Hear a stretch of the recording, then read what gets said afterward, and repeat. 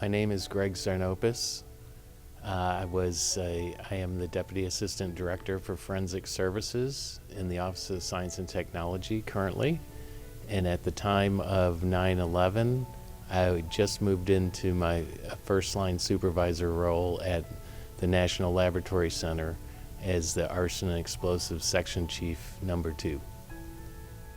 When we left the laboratory, even when we packed up at home, we had no idea if we were going to go to New York or to the Pentagon.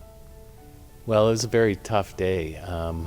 Outside, it was beautiful. It was like one of the most beautiful days.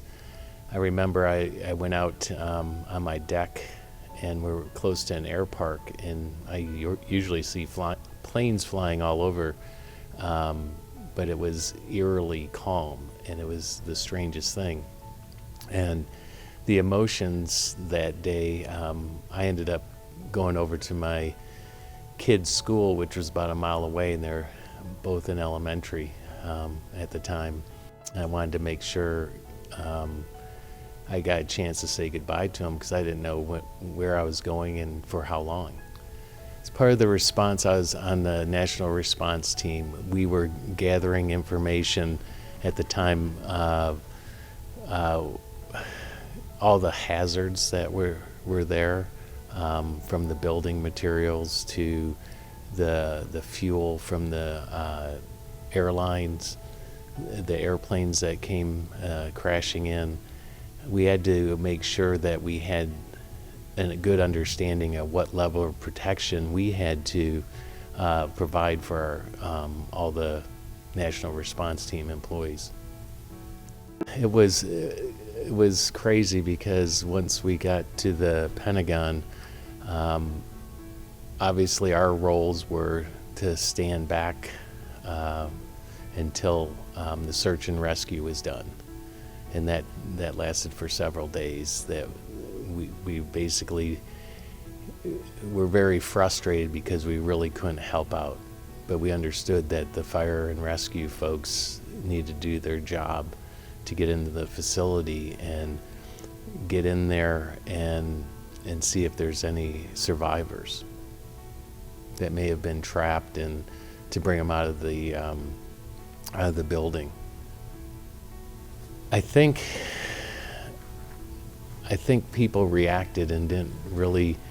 They had a drive to help, and I think one of the challenges was really understanding what our role was going to be.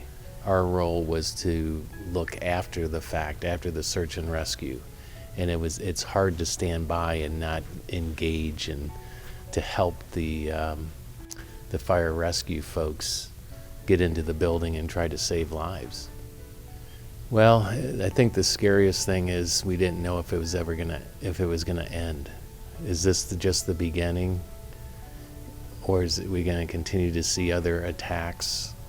I think the scariest thing was this was the first real attack on us as a country, that I think it caught us such by surprise that we just didn't know if this was going to continue. What was the next thing that was going to happen? And I think that was the scariest part of the whole thing. It's not so much processing a scene. When you're in that mode, you kind of gear yourself up to see horrible things. But it's the unknown, not knowing what's going to be happening next. Is your family going to be safe? I think that was the scariest thing. I think a lot of us is really speaking about the situation, talking about the terrible things that we had to see, and the events of that day and the days to follow. I think us being able to communicate as a group of people and to talk about it, I think that helped us get through a lot of this.